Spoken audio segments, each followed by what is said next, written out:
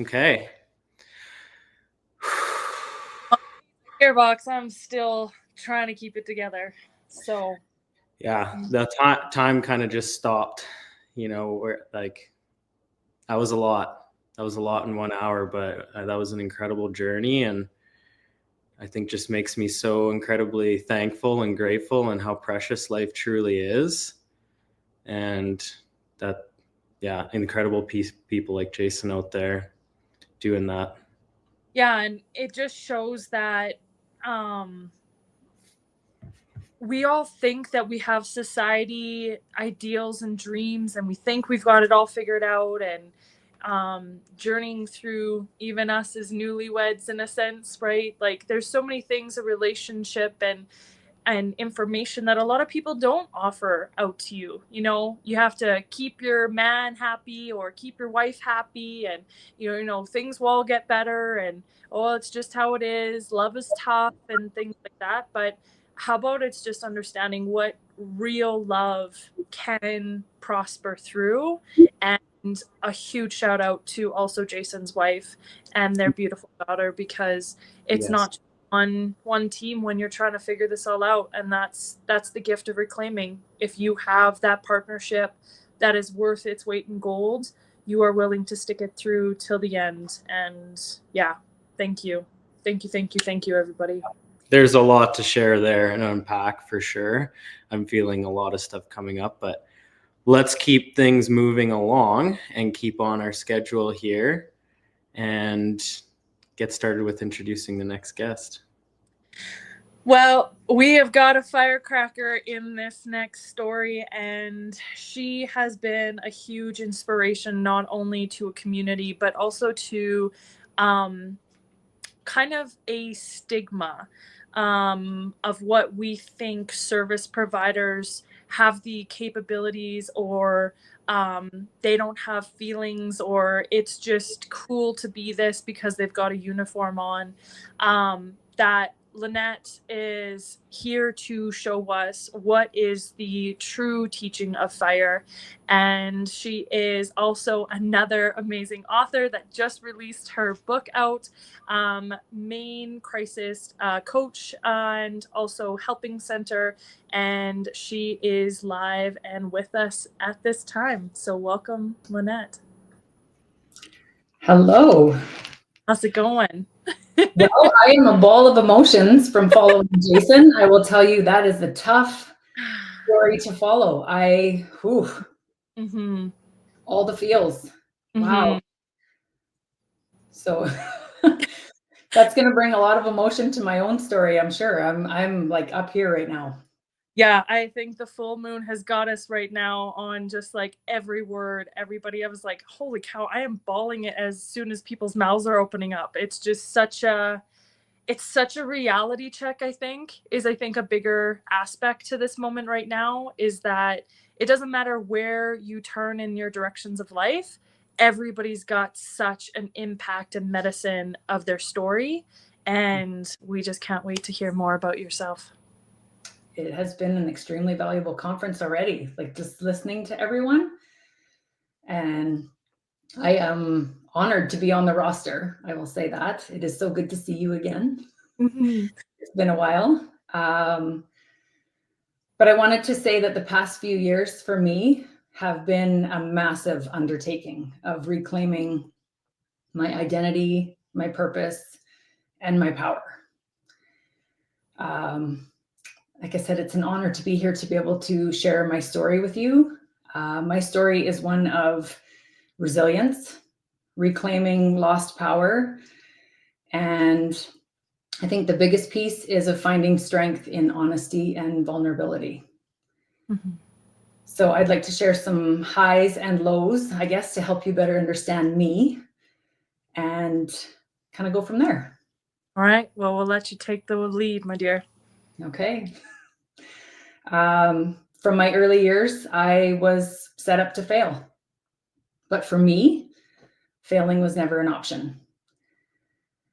Like she said, I bring some fire because I dedicated 18 years of my life to the fire service. In 14 of those years, I was the first ever and only female firefighter career female firefighter in my department. And so breaking into that culture and the old boys club was no easy task. I just didn't understand how difficult it was actually going to be. And so as a first responder, most people would say to me, I can't even imagine the trauma that you've endured by the things that you have seen and done in your job. And yes, that's true. I attended some extremely horrific scenes. I dealt with some highly stressful calls, but surprisingly, the trauma that I experienced wasn't a result of those yet. I'm not saying it can't surface later on, because trauma is not what happens to you. It is what happens inside of you. And trauma has a sneaky way of showing up when you least expect it later on. So far, so good. My psychological injuries stemmed from toxic messaging that I received as a child, navigating a multitude of toxic, abusive, and manipulative relationships. And then it concluded by enduring years of bullying, discrimination, misogyny, and harassment from men in authority positions in my career. I had always been very diligent on having healthy coping mechanisms in place for the job. That was something that I made sure, because I knew with what I would see and do, I would need them. So I was very diligent on that, but I didn't have any in place for the toxicity or the mistreatment, because I didn't understand what that would entail. So a little bit of background. I started with an interest in fire investigation, and I quickly fell in love with firefighting itself. It's very common that you become a volunteer first before you ever get hired on as a full-time career firefighter. And just for note, in Canada, only 6% of firefighters on the career side are female. So it is a very, very small population. So I applied to be a volunteer at my local department. And while I was waiting for the process to complete, I would show up every Tuesday night for practice night.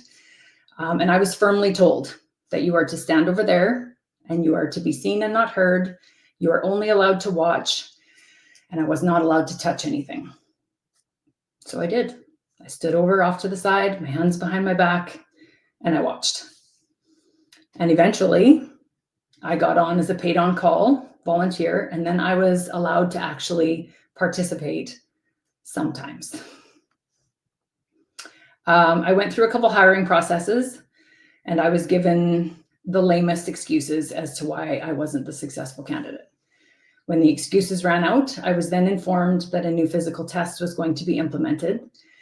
It was a test based out of Calgary, Alberta. If you're in Canada, you know where that is. And it's a test that 97% of females can't pass on their first 2 tries. So this was what they were hoping would be the loophole that they could use to not have to hire me, because everything else that they had tried wasn't working. I'm the type of person that when you tell me I can't do something, I will prove you wrong. So this also didn't come from management. This came from the union, which was supposed to be the brotherhood that I was trying to become a part of. And much to their dismay, and at my own expense, I went and I did the test, and I passed it on my first try. So the next posting, I got hired for a full-time position, but it came with conditions, of course. They had decided that my physical test that I had gone and done had expired. So they wanted me to have to go and do it again sometime during my 6-month probationary period. And I will also note that I was the very first person to ever have to go and do this test. It had never been implemented before. And so not only did I have to do it once, I had to do it twice. And so I went and I did it without telling them. And the disappointment on their faces when I came back with a certificate was well worth it. I passed it again. So November 9th, 2009 was the day that I got the start of my career. It was my very first day on the job. And I walked into the most uncomfortable space that I had ever been in my entire life. Even though I had been at the department every Tuesday night for practice for 4 years, it was completely different. I knew I wasn't welcome by a select few, and I knew that it ate them alive that I was there. Well, that day, the senior captain on duty took me aside into the dispatch room, and he closed the window and he closed the door behind us because he wanted to have a chat. So he sat down in the chairs. He motioned for me to sit in a chair that was facing him. And he said, "You did it. You must be so excited. The most exciting day of your life. But there's something that you need to know. We've all been in conversation, and we're all in agreement that if you get yourself into any kind of trouble, we're not coming to save you. You're on your own." I didn't know what to do. I didn't know what to say. I literally sat there feeling terrified, confused.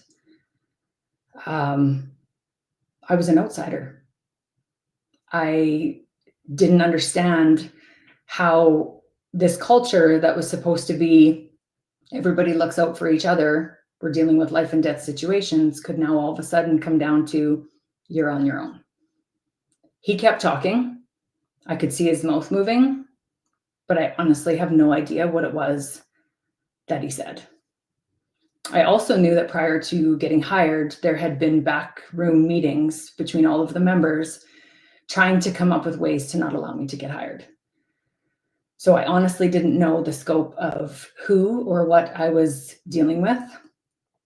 I was just terrified. So how do I thrive in a job with that in the back of my mind? This was my first day on the job. And this is a job that involves life and death, not only for the people that we are working for, but the people that I'm working with, including me.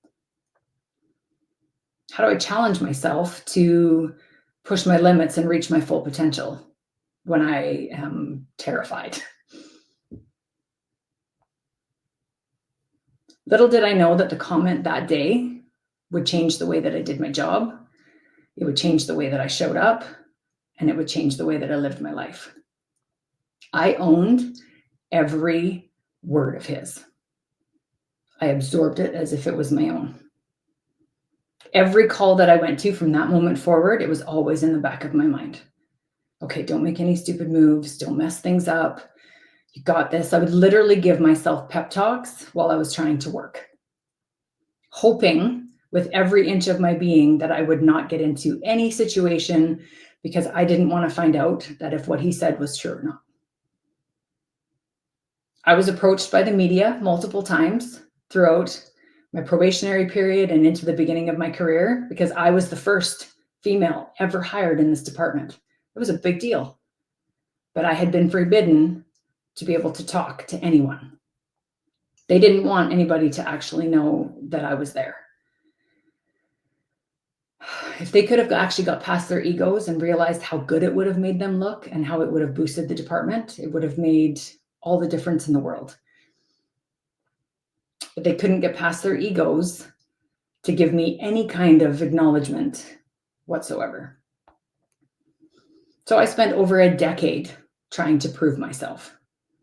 There was eyes on me everywhere I went, everything I did. They were just waiting, hoping, wishing that I would mess up so that they could use it against me. It was an endless task that was absolutely exhausting. And it created so much self-doubt. It broke my confidence. It changed every part of my being. Even though I knew deep down in my soul that I could do the job and I could do it really, really well. I had moments I was able to shine, don't get me wrong, but definitely not to the degree that I should have been able to throughout my career. I think the hardest part for me to comprehend through all of it was how personal everything was. All I ever wanted to do was learn from these men. I wasn't there to take their jobs. I wasn't there to make them look weak. I mean, if a girl can do it, then it ruins their tough guy image, right? I just wanted to learn. These guys were so good at what they did, but they refused to pass on the knowledge. They went to great lengths sometimes to ensure that I didn't get things or that I had to do things extra. They were so worried that I was going to get special treatment. Well, I definitely got a lot of special treatment, but it was by no means ever in my favor. Now, like I said, don't get me wrong, I did have the opportunity to work with some of the very best. Truly genuine men of honor and integrity who I am proud to call my brothers. I was also hired by a man who believed in me and was willing to take a risk and give me a chance, much to the dismay of some. And my career wasn't all dark either. I did have some incredible highlights. And so I want to fast forward you a little bit to January 31st of 2021, because that is a day that many lives changed. My family and I were leaving to go on a ski vacation in the mountains for the day. And we were running late, of course, because of me. And we got in the truck and we pulled out of the garage and out into the driveway, and I could see smoke. Even though it was still dark outside, I could see it. And I knew instantly that something wasn't right. So I said to my husband, something's going on in the neighborhood somewhere. So we inched our way out of the driveway and out onto the street, and the smoke was getting thicker and thicker. And I said to him out loud, there's a structure fire somewhere.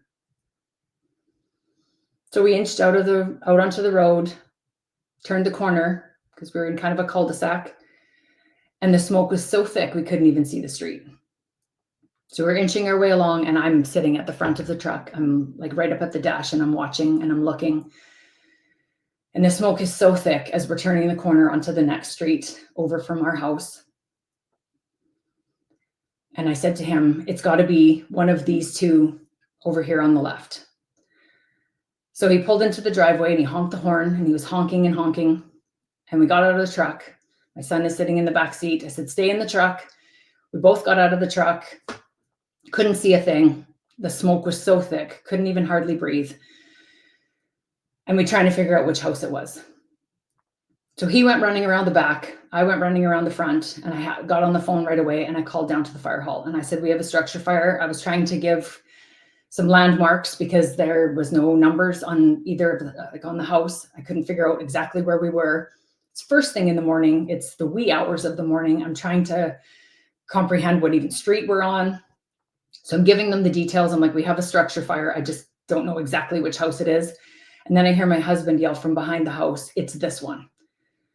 So I went running to the house next door and got the house numbers off that house, gave it to them, hung my phone up, went running to the front door, and just started hammering on the door. The house was pitch black. I looked in through the window.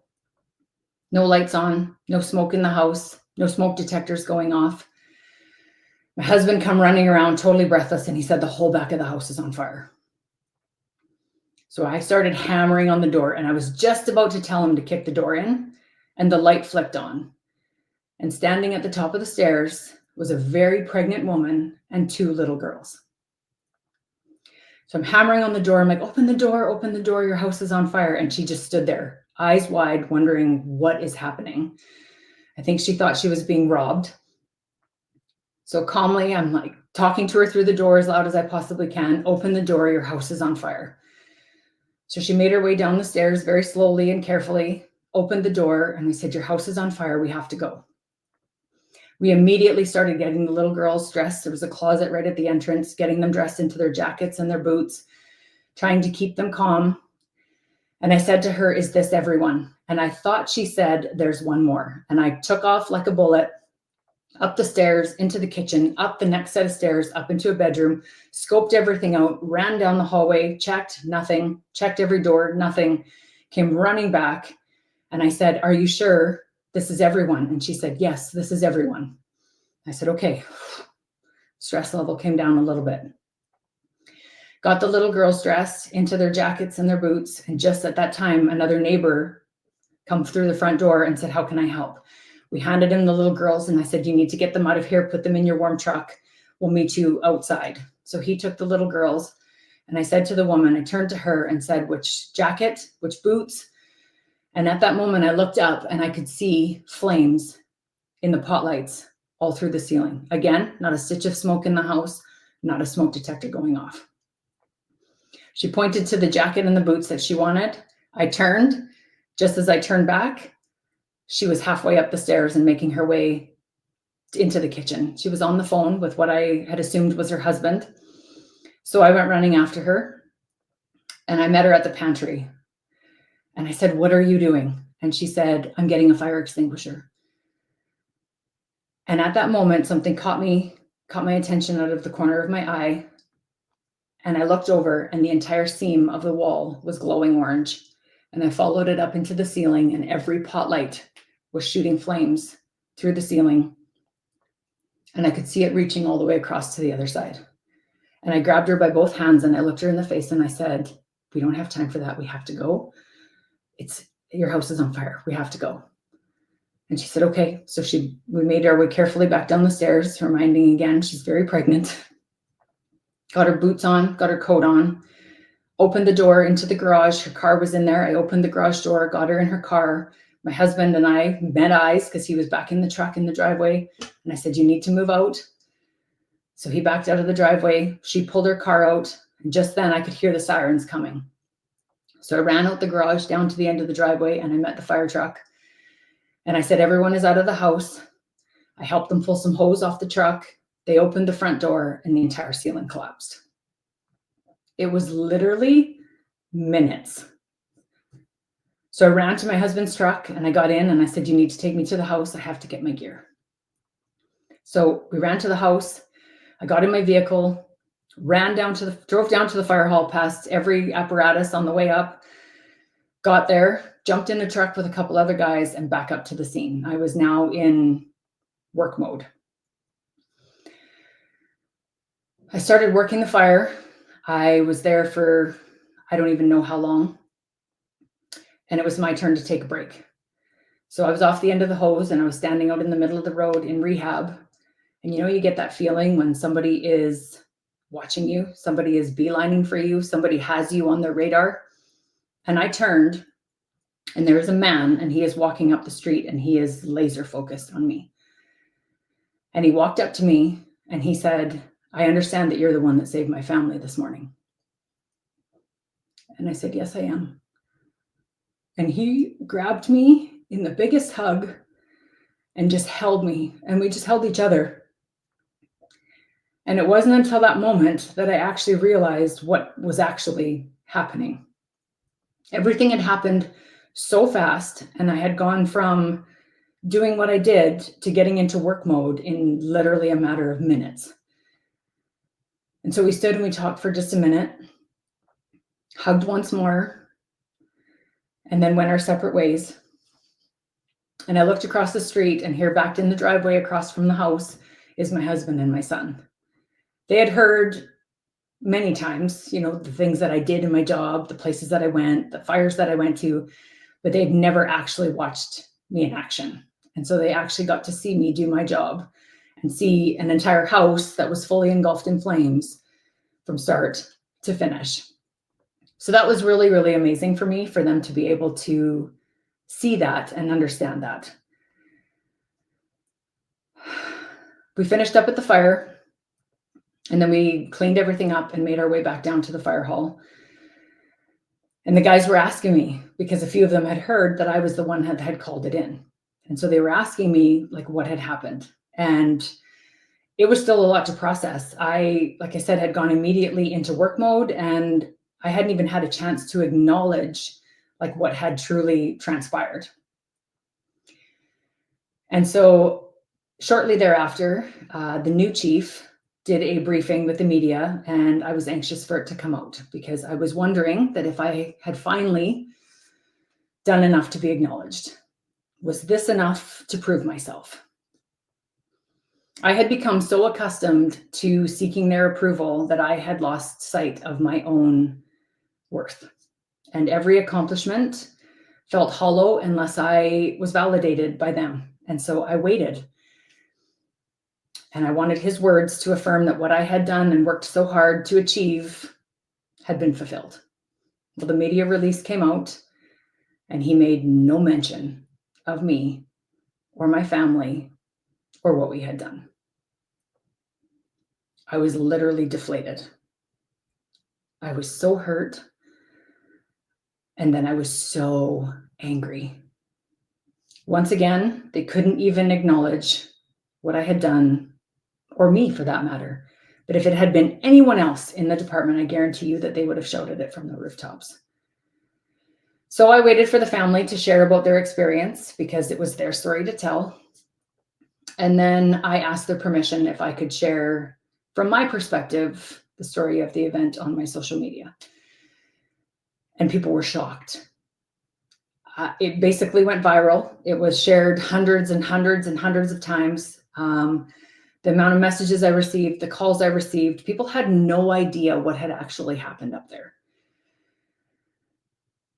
And so remember I told you that the woman was pregnant. Well, a couple months later, I got a message from them stating that a beautiful baby boy had been born. And then they went on to state that my husband and I were their angels, and they had put our initials in his name. I didn't know what to do with that. My job wasn't personal, ever. And this had just became very personal. We didn't know these people prior to the fire. They were members in the neighborhood. We had seen them, but we didn't know who they were. And now their child had our initials in his name forever. It was a lot to process. I knew in my heart that what we had done was heroic. We had literally saved 4 lives. And it was the ultimate career high. I now had a child carrying our legacy for his life. I had done something that no one else had ever done. And I just reaped the biggest reward for it. It was the ultimate recognition. And I realized in that moment that I didn't need the department's validation. I had that. Now, I still didn't know how to truly process the feelings that were involved with everything. I cried a lot, but I wasn't sad. It was just extremely overwhelming. And I guess that was the release. But it was during that time that I remembered being told in the very beginning of my career that I wasn't allowed to cry. I had a captain take me aside and ask me what I was going to do in certain situations. And I said I didn't know because I had never been in those situations. And he said, I'll tell you what you're not going to do. You're not going to cry. This isn't the place for it. And so I didn't. For many, many years, I didn't cry. I used anger instead because it was socially and culturally acceptable. I would get super angry and I would punch holes in the walls in my house. I would pick up my child's bike and throw it across the lawn, but I wouldn't cry. And if you've ever heard the saying that your body keeps the score, what you don't express, your body will suppress. Well, emotions are meant to be expressed, and that's what they're designed for. The right emotion in the right moment, and I suppressed everything. And so it showed up in the wrong moment, in the wrong form, all the time. And if you've ever done any research on suppressing emotions, you will know that they attach themselves to your tissues and your organs, and they will cause you dis-ease at some point in your life, guaranteed. Well, my unexplained back pain, I had an eye twitch that wouldn't go away for months. I was in peak physical condition, but I was in so much pain all the time. I was at the chiropractor. I was at acupuncture. I was doing massage. I was doing anything and everything to try to alleviate the pain. And it never, ever went away. And once I actually processed this experience and I cried and I cried, I cried years worth of tears that had been suppressed. All my ailments went away. I shit you not. My eye twitch went away.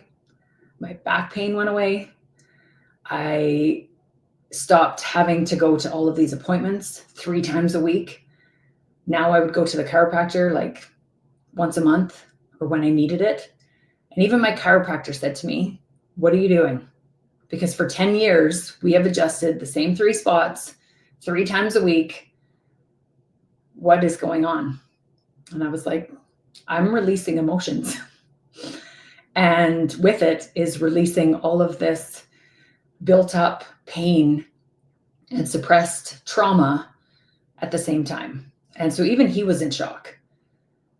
And my husband was also very thankful because there were no more holes in the walls of our house. I had been functioning in a trauma response on a daily basis, and I didn't even know it. My career had become my identity. And I thought, from my experiences, this is just who I am now. I had made all of the traumatic experiences normal. That's how I coped with them. It was just normal.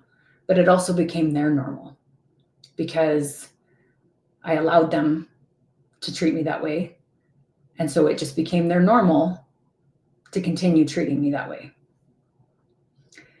I assumed that my experiences had hardened me, and that was just my life. But boy, was I wrong. I learned that our experiences are supposed to be a place of reference, not a place of residence. And so not only was I functioning in a trauma response, I was solely in my masculine energy and survival mode. I wasn't being authentic. I had been lying to myself for most of my life. I wasn't living. I wasn't thriving. And in all honesty, I was barely surviving. That moment forward, I started on a healing journey, a very deep, deep healing journey. And I had to get really, really honest with myself. And one of the biggest pieces was acknowledging the role that I was playing in my own suffering. And so I had to do one thing that terrified me the most to do, and I had to get vulnerable. And I had always believed that being vulnerable meant I was weak. And I very quickly understood that in reality, that is where your strength is. So I also had to get honest in the fact that in order to ease the pain of what I had endured, I had downplayed my accomplishments. And so last spring, I was on a solo road trip and I was listening to a podcast, and they were talking about how being the first at something made you a legend. And it literally hit me like a slap across the face. I had to veer off the road and hit the brakes because I had to hear it again. And I was like, holy fuck, I'm a legend. I had never allowed myself to comprehend the magnitude of my accomplishment. I was the first and only female, and that was something that they could never take away from me. And having downplayed things for so long, I didn't know exactly what to do with it. And so it took me some time to allow myself to understand it and to feel it. And I said it out loud to myself numerous times. And it brought me so much joy to say to myself, I am a legend. And for the first time, I had truly absorbed what it really was, to the magnitude of what it really was, and accepted it for myself. I hadn't put myself first or done things for myself for most of my life. And so to kind of continue a little bit with the story, I guess, I was passed over on a promotional position that everyone knew that I wanted and that I deserved. Again, it was personal. I'd been in the department for 13 years, and they hired an external candidate instead of an internal who had shown dedication and stuff for many, many years. And that was actually the turning point for me. I had finally reached my limit. It takes a lot to get me to my limit, and I had finally reached it. Things weren't going to change. And with all the work that I had done on myself, I knew that I couldn't heal in the place that broke me. I also couldn't fully heal without being able to share my story. And I couldn't share my story if I was still employed.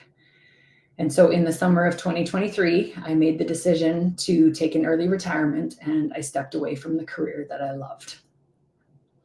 And I had been working on my business in the shadows for a couple years prior to this retirement, getting certifications. I was working with clients. I was hosting some workshops. And I not only seen a space where women lose their identity to their experiences and give their power away somewhere along the way, but I had lived it. And we keep secrets to keep others comfortable and sacrifice our own well-being in the process. And so I could have allowed my experiences to destroy me. They definitely knocked me down for a long time, but I ultimately made the decision to heal. And I actually wrote a book in order to truly share it all, like Shanice had mentioned. It's a juicy one. So this is my book. Being bold and writing this book and becoming a published author this year has allowed me to reclaim my power.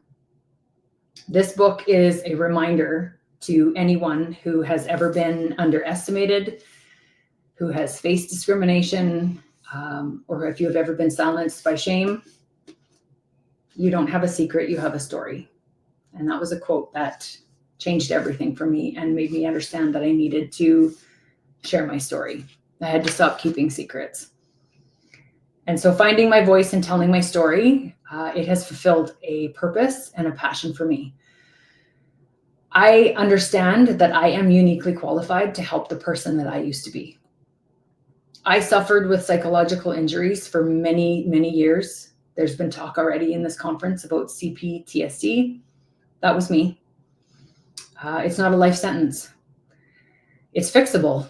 It takes a lot of hard work, but it's fixable. And I am now one of the 10% that has experienced post-traumatic growth. And as horrible as it was, I know that I would not be where I am if I hadn't gone through what I did. And I wouldn't be able to make the impact that I'm making with others if I didn't have the personal experience to back it up. I've been there, and I know without a shadow of a doubt that I was assigned that mountain to show others that it can be moved. And so I have turned my wounds into wisdom, and I use that wisdom to guide and support others through their experiences, because I truly believe that everything that you need to heal is within you.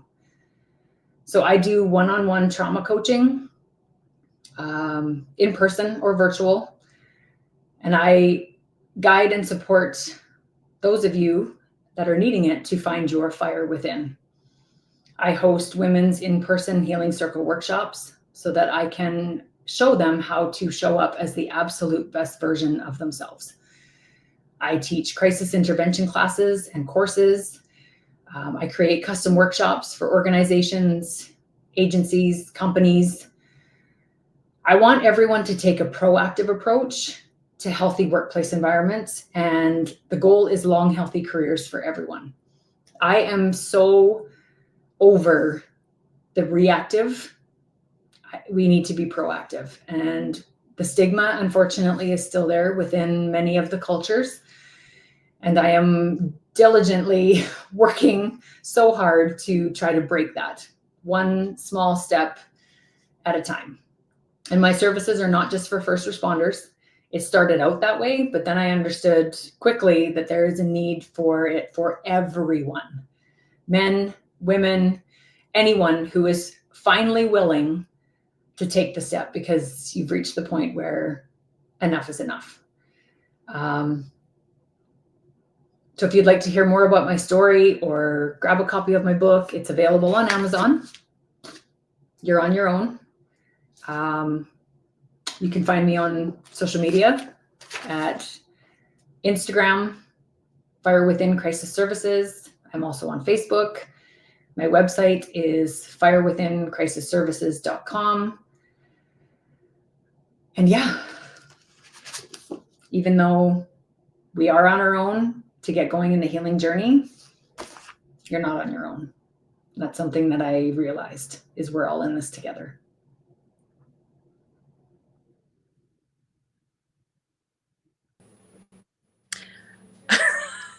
When I wrote the title, The Fire's Nightmare, this is 1,000% why I was channeling this. As many as you might have experienced or known, when I connect with you all and see you in that moment, and sometimes we don't have this ability to reconnect afterwards or things like that, and life has been all through it.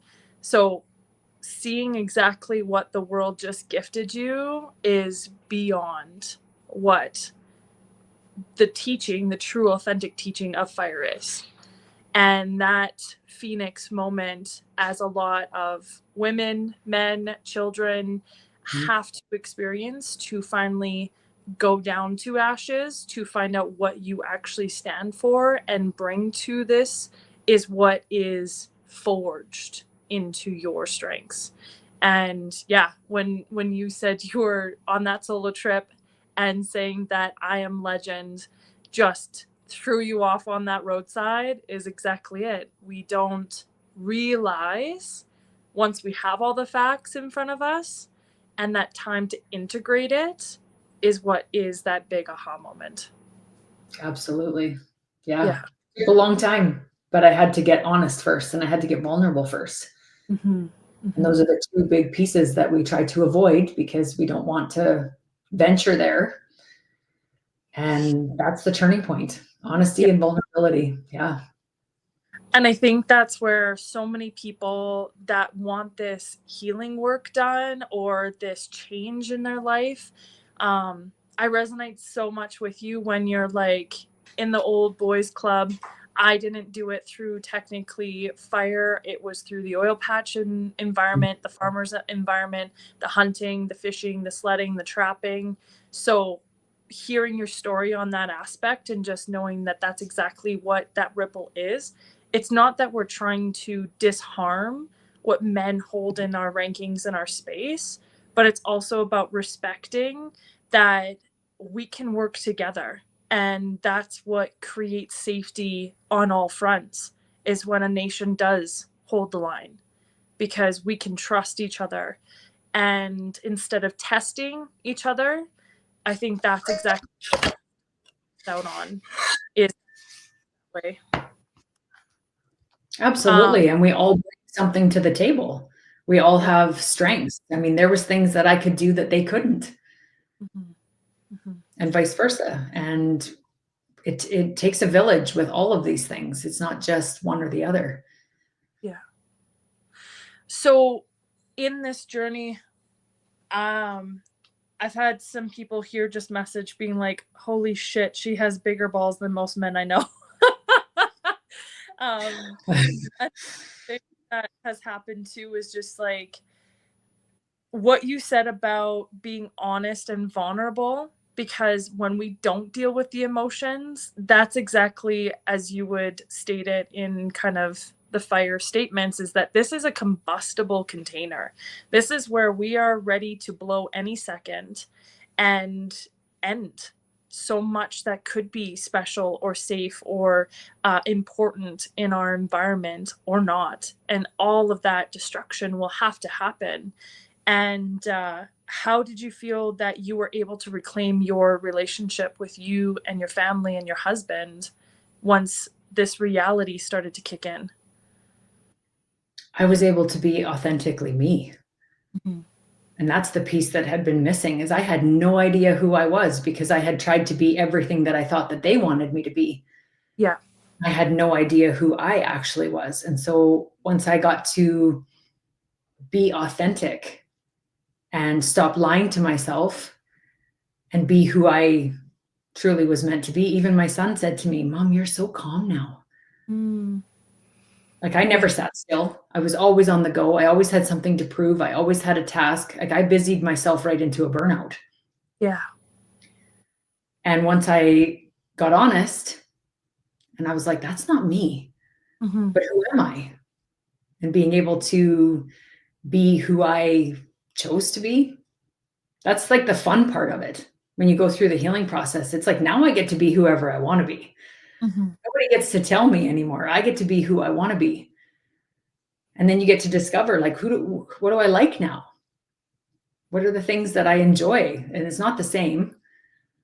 You know, I'm not the same person as I was back then. I don't like the same things. I have all new interests. I have different friends. I got rid of so many toxic relationships because I value like who I surround myself with matters. Mm-hmm. 1,000%. And I think so many people don't realize that that layer of decay that might actually come out of that healing and processing journey, that as much as you think you've made these promises to people in that space, that you might realize real quickly that this is where you have overgiven. And exactly like you stated, the burnout happens because we're just looking for whatever was missing in that stage of what we needed. And we started to see, oh, we kind of got fed a little bit by this, or, oh, hey, every time I really did a call, or I did a bonus, or I did a good job, I'd get a little high five. Now we're like begging for breadcrumbs, to then all of a sudden now we're just sucking in on as much air as we can fill ourselves up and say, oh, I'm full.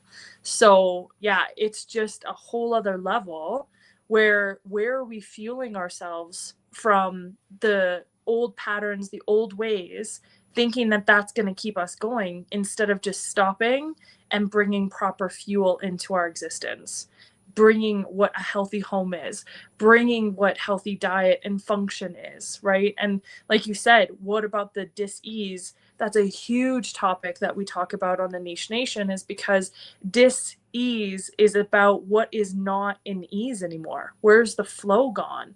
What has no more access to make movement? Because that's why, again, on this day of the full moon, that's what's bringing us in and out of our existence. That's our pendulum. That's what makes us a living, breathing organism that's unique to all the scientists to research. Totally. And I had forced things. Like I forced my way in there. I forced trying to prove myself. Like I forced everything for so long. And then when I actually allowed things to just align and flow, and I chose not to force anything anymore, man, it just opened up the doors and the floodgates, and it brought in amazing people. And it was, well, it wrote a book in record time. Like it just flowed. Mm-hmm. Like everything just happened when I stopped forcing. Yeah. And I think that's where many of you who have been journeying about, how do I get my story out there? How do I dance around these topics and these reality checks and these actual facts of what the event was? As an author, what did you kind of process or deal with as getting this put together and packaging and saying, here's now the whole story of what I went through? For the rest of the world that judged you or manipulated you, how did you kind of deal with reclaiming that fear or your power or your voice? To start with, it was honestly just rage writing. Mm-hmm. I just let it come out however it came out, and thought I would just figure it out in what pattern it was going to go in later. There was no rhyme or reason. I just needed to get out what needed to come out. Many people were very worried that there was names in the book. That they don't get that much credit. It was never about who. It has always been, to me, about what was done, what was said, and how it made me feel, and how it impacted me, my life, and my family. Mm-hmm. And so it was never about who. And so I know I created a lot of fear and doubt, which is great, because they need to know what that feels like, because they did that to me for many, many years. But at the end of the day, this wasn't about them. This was about me. And so if you're wanting to tell your story, you have every right to tell your story, and you need to tell your story, and you should tell your story, because it's yours. Nobody else gets to tell you how or when or why. It's yours. Yeah. And I think that's where this next discovery about reclaiming is that, you took that time, you did the best that you could, you got to that absolute mountaintop, Mount Everest experience. And actually, some of the research shows that when Olympic athletes astronauts, politicians, heavy climbers that have accomplished Mount Everest, when they said that they finally got to those peak points and realized that all of those old programs or things that caused them to never think they can get there were still there when they accomplished what they said would never exist or could never happen. That was when their reality check is that it's not about the obstacle you're trying to overachieve. It's about literally validating that inner low platform, that rock bottom, before you're even worried about all the other obstacles. And that's why some people just don't even give a shit about awards, participation, how their name or their title is on it, because they are so validated within themselves, because they're not worried about what the rest of the world needs to prove. And that's where so many of us who are these motivational speakers and these authors, it's literally, we have so much baggage from the past that is trying to beg for the validation in this now moment. And when that now moment has all the sprinkles and the lights and the cameras and actions, and you have to walk back from it and being like, we call it the fame blues, and there's nothing else that's really filling that, and you're still with that troll on your shoulders, or that inner deep dark fear or lack or no luster in life again, that's where people realize that's the bigger problem. Yeah. I had to, like I said, get really, really honest in where it all began. And I had to start it in my childhood, because that's where I started seeking validation from my own father, which led into toxic relationships, which led into picking a career that was dominated by men and having to get validation from them. Like, it was just a pattern. And so being able to go back and understand that and be like, okay, I don't need that anymore, and find it from within was the most powerful piece for me. Yeah, 1,000%. Yeah. Ugh. It is wild how our world will just rat race around. And yeah, this was a good, solid, wow story, my dear. Thank you. Thank you so much for having me. It was an honor to be able to share it with everyone. Yeah, that was so powerful. And yeah, like, as a male, I was just like crushed that anyone, male or female, would like feel the need to do that. But that's, I guess, what fear does to people. It just like motivates them to manipulate or not see people for their true colors that way, when there was no need to do that. If anything, lifting up would have put them in a better position. But it's crazy when we're in our trauma responses, or we're in that fear, we're in that pain. But so proud of you for being able to step out of that. And then again, there's like a common theme where it's like, turn a mess into a message, and watch how it just like, my prayer, or, my intention is that like, there's other men that maybe have the blinders on right now, and there's a certain person that's in this position, and they've just been looking at it from a perspective completely different. And now they can see it for what it is, face value, and know to kind of put down their guard, and what kind of, I guess, what joy and what expansion can happen out of that once they put the guard down and just let that flow in and go against the quote unquote the norm or whatever, which is totally just repeated patterns of what we've learned from before. Try something new and watch how it could have been a totally different story. But you also wouldn't have the message that you get to share with other people, and it enhances your purpose and place and ability to be a trailblazer in that. Yeah. And one thing I would just like to mention really quick is there were people that watched it happen and didn't say anything. And I've had many men reach out to me since I started sharing my story and saying the exact same thing happened to me in this culture. The bullying, the harassment, even though I'm a man, it still happened to me. And nobody stood up and said anything. And I think that's where we need to change it. And when you see it, we all need to have a voice. And we need to start sticking up and standing up for each other instead of cowering and allowing these people to do those sorts of things.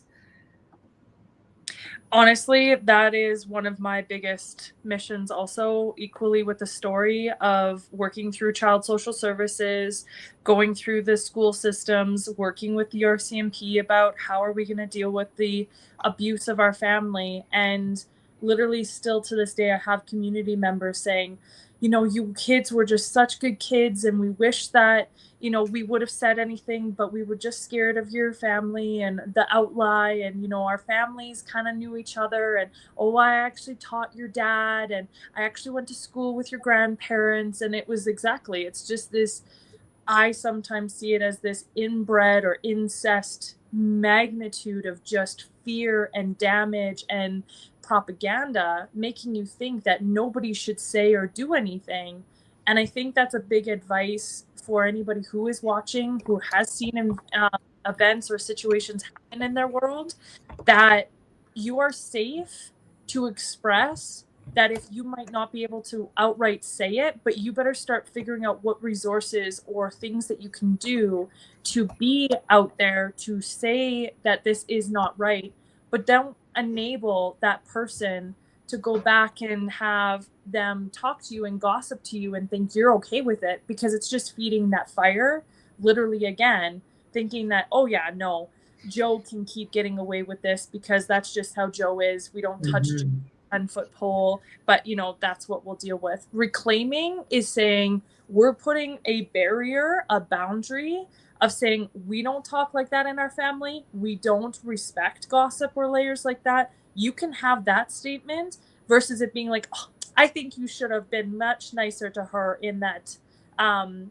department. Oh, I think you should have been a nicer, you know, person to that guy. You don't have to necessarily do it in that tone. You can set up completely different fireproofing layers so that you have the alarm saying, you're bringing in shit that really don't belong here, and we do not approve of that kind of stuff. Boundaries, so, healthy boundaries. Yes. Yes. Yeah. Again, thank you so much for having me. Thanks, and Lynnette.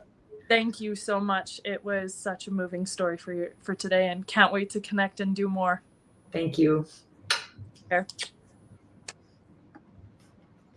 Well, let's take a short break and give everybody a chance to take a breath and go get another cup of tea, and we'll catch you guys in a couple minutes.